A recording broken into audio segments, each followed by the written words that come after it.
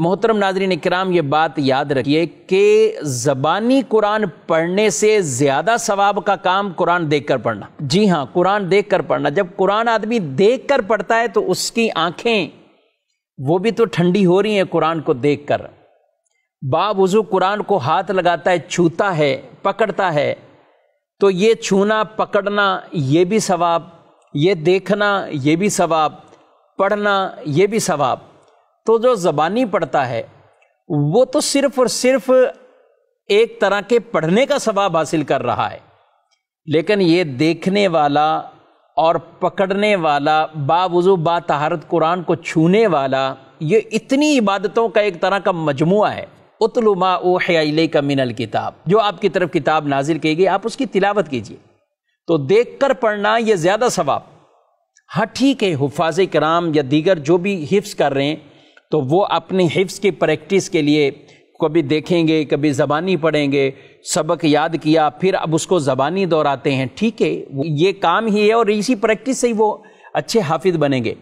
لیکن میں اوورال عام بھائیوں اور مسلمانوں کی بات کر رہا ہوں کہ اگر آدمی قرآن باوضو پکڑتا ہے، چھوتا ہے، پڑھتا ہے، دیکھتا ہے تو اس کو کتنی عبادتوں کا ثواب ملے گا۔ تو اس لیے یہ عادت کبھی بھی ختم نہیں کرنی چاہیے، بلکہ ہمارا کوئی دن ایسا نہیں ہونا چاہیے کہ قرآن چھوئے نہیں۔ ایسا ہمارا دن گزر جائے ہم نے قرآن ہی نہیں پکڑا، اللہ اکبر، تو ایسا نہیں ہونا چاہیے۔ کچھ نہ کچھ قرآن پاک کی آیات، کچھ نہ کچھ رکوع پڑھ سکتے ہیں تو آیات پڑھ سکتے ہیں تو، ورنہ کم از کم 3-4 آیات مبارکہ تو آپ تلاوت کر ہی سکتے ہیں، اور 2-3 اگر تفسیر کے ساتھ پڑھتے ہیں فابیہ، قرآن کو پڑھنا بھی نصیب ہو گیا، سمجھنا بھی نصیب ہو جائے گا۔ ایک حدیث میں رسول اللہ صلی اللہ علیہ وسلم نے فرمایا تم اپنی آنکھوں کو عبادت میں سے حصہ دو۔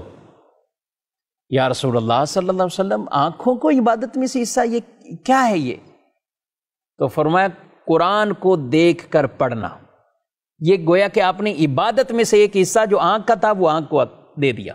مزید یہ کہ اس میں غور و فکر کرنا، اس میں بیان کیے گئے عجائبات کی تلاوت کرنا اور ان سے واضح نصیحت حاصل کرنا۔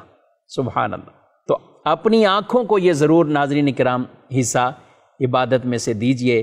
کئی چیزیں ہیں جس کو دیکھنے پر اللہ ثواب دیتا ہے۔ خانہ کعبہ دیکھیں گے، دیکھنے پر بھی ثواب۔ کسی عالم کے چہرے کو اچھی نیت سے دیکھیں، دیکھنے پر ہی اللہ آپ کو ثواب عطا فرمائے گا۔ ماں باپ کو اچھی نیت، محبت بری نظر سے دیکھیں، دیکھنے پر اللہ ثواب عطا فرمائے گا، اور قرآن کو دیکھیں، اس دیکھنے پر بھی اللہ ثواب عطا فرماتا ہے۔